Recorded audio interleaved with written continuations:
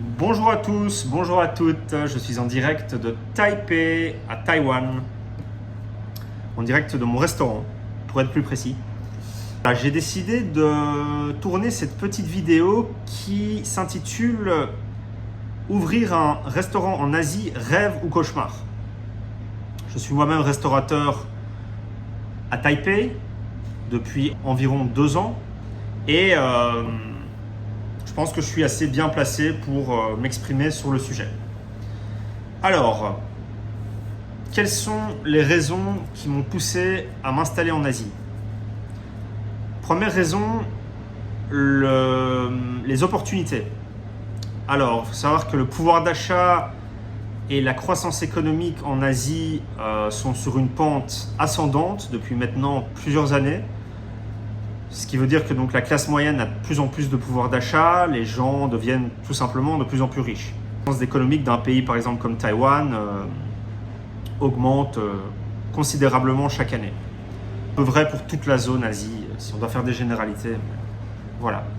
Donc quand on est entrepreneur, quand on veut se lancer dans le business, le commerce, il faut mieux être dans un endroit du monde évidemment où il y a du pouvoir d'achat. Et je voulais aussi parler du coût d'entrée de l'Asie qui en général, évidemment ça dépend où vous allez, hein.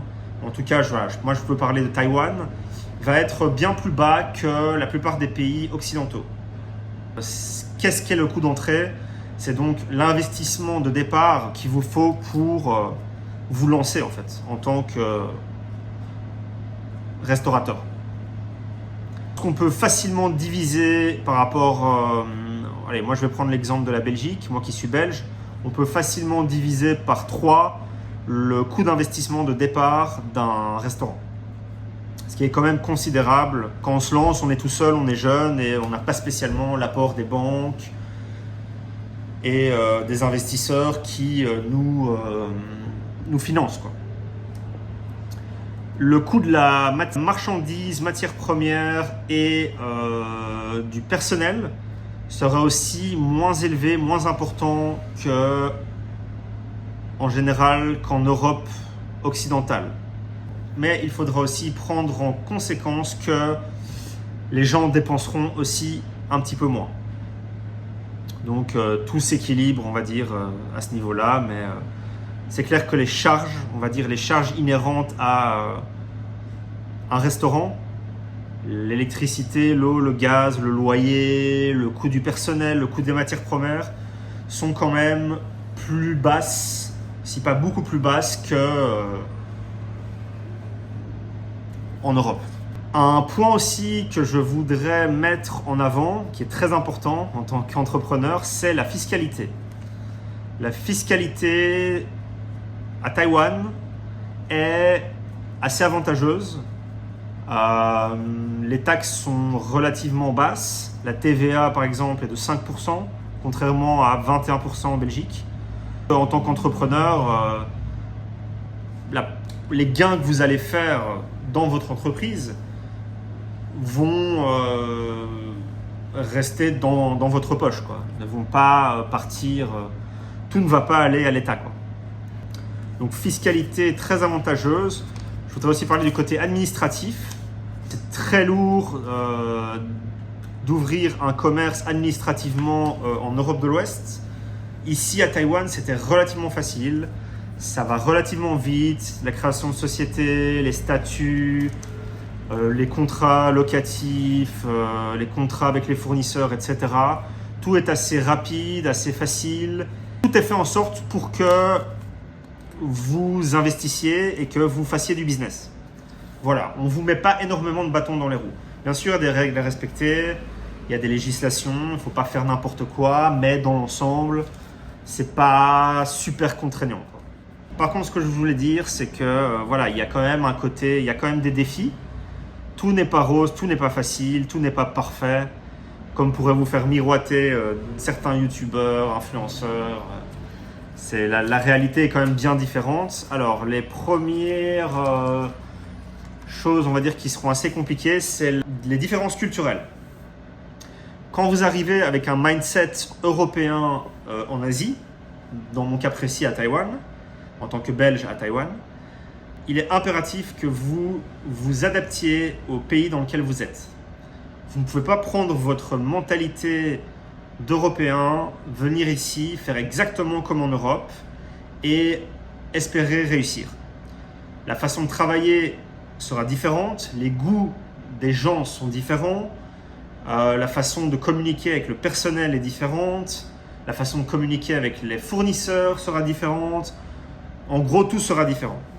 Alors, bien sûr, il y a la barrière de la langue aussi. Ça fait du sens, on va dire, c'est logique, mais pour certaines personnes, on ne se rend pas compte à quel point la barrière de la langue peut être compliquée, surtout quand on est chef d'entreprise, quand on a des employés, quand on a des clients, et des fois, on n'arrive pas à communiquer parce qu'on ne parle pas la langue et le niveau d'anglais n'est pas suffisant de certaines personnes, et donc ça peut mener à des incompréhensions qui sont en général pas très graves. Tout se règle, avec de la patience et de la bonne volonté, tout se règle, mais ça peut mener à des situations qui sont pas toujours faciles. Après, ça fait partie de l'aventure, ça fait partie du jeu, c'est les règles du jeu, comme on dit.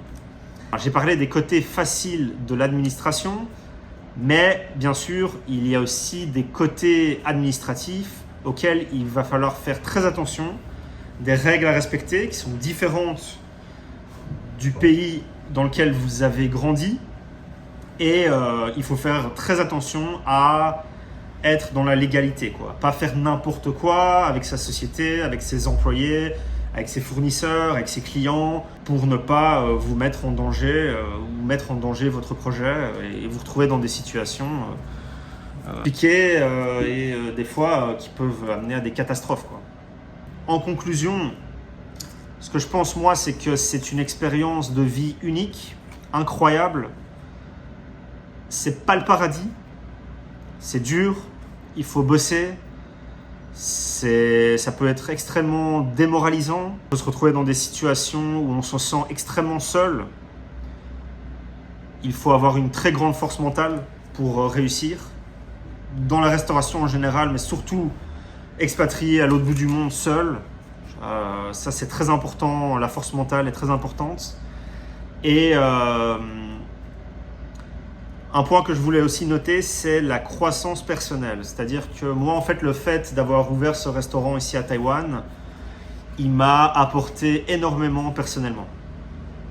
J'ai grandi en tant que chef cuisinier, j'ai appris énormément de choses, je continue d'apprendre énormément de choses. Comment on forme du personnel, comment attirer plus de clients, comment développer des stratégies marketing, comment créer un menu qui vous rapporte de l'argent, comment gérer son staff, gérer son personnel. Enfin, voilà, il y a énormément de points sur lesquels vous pouvez progresser et apprendre. Et dans tous les cas, peu importe si votre projet d'expatriation réussit ou pas, ça va vous apporter énormément personnellement, quoi. Alors, la conclusion, l'Asie n'est pas un Eldorado. Beaucoup de gens qui pensent que venir en Asie, ouvrir un commerce, se lancer, s'adapter à une nouvelle culture, c'est quelque chose de facile. La réalité est que non, ce n'est pas facile. C'est même très très très dur. C'est un challenge constant et permanent. Il faut avoir une capacité d'adaptation très forte, au-dessus de la moyenne. Il va falloir bosser, il va falloir même bosser plus que les autres, car vous êtes un immigré, vous n'êtes pas dans votre pays, et donc il n'y a personne qui sera là pour vous aider, quoi. Alors, la vidéo du jour est terminée. Merci de m'avoir écouté. Dites-moi en commentaire si vous aussi vous rêvez d'ouvrir un restaurant ou un business en Asie. Et n'hésitez pas à me mettre un petit pouce bleu. Merci de m'avoir écouté et à très bientôt.